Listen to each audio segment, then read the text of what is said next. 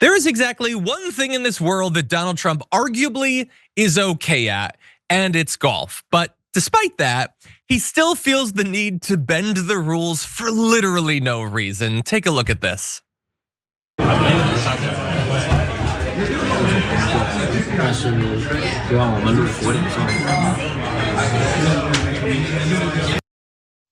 Whoa, you might have missed that there. Let's dial it back. Let's zoom in and enhance.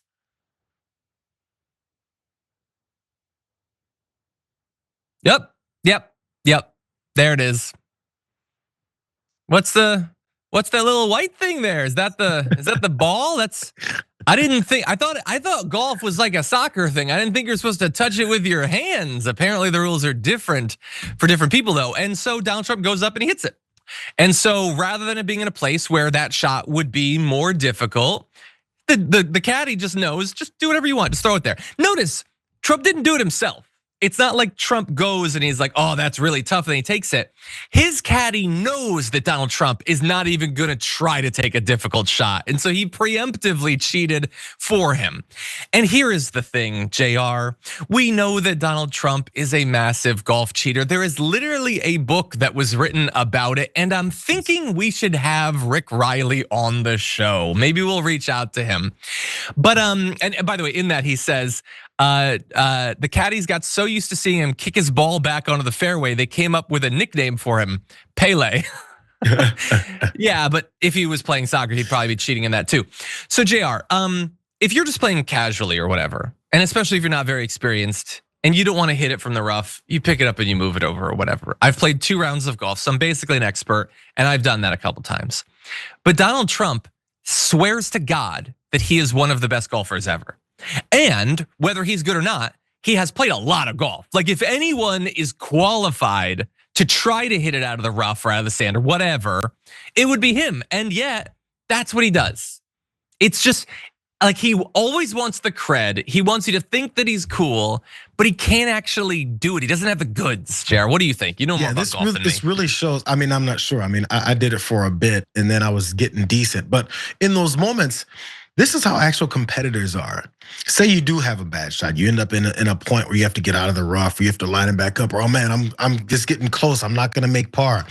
Maybe that's when you work on that part of your game and you get better at it rather than just cheating. Because this also, and I'm sure this has been said, this is no new information, but it definitely gives credence to the way that your mindset works. You'd rather cheat and say that you won than actually getting better and winning and then having that feeling of an accomplishment. It was things that I totally sucked at. It's in one of those was driving. I had a huge driver and I'm like swinging the hell out of it. And the ball's flying. I was like, this is gonna go hundreds and hundreds of yards. And it slices, takes a hard left turn, right? And I was like, let me figure out how to get better at this rather than going to the other side of the course because it went literally to the back end. Placing it back somewhere else.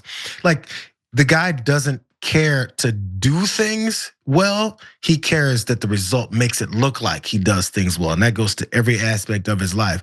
And as you can see, the caddies speak the language of their players and he knows exactly what he needs when he needs it, and that's cheating.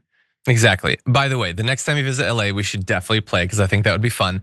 Also, like if you don't want to really play and you just like no, I'm just gonna hit I don't want to go in the rough. I just want to hit a nice drive off of something easy.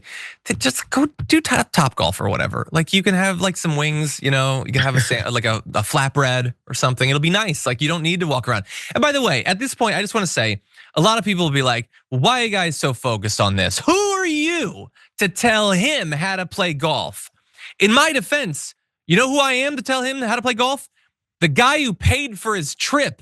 I did that, and JR did that, and Mike did that, and if you're an American taxpayer, you are too. We paid $10 million to send him to play golf.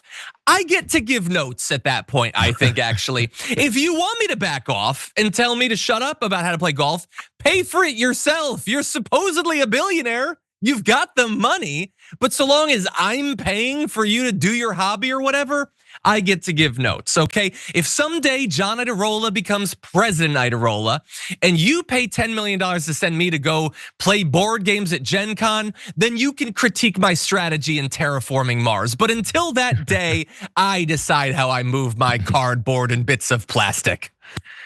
Anyway, with that said, we have a lot of other news to get to, unless you have any further thoughts. That's a good. I like the wrap up there. Maybe we should talk to Jordan and Brett about it because they're the true golf professionals. I won't play. That's true. That's true. I want to play with them again in the near future.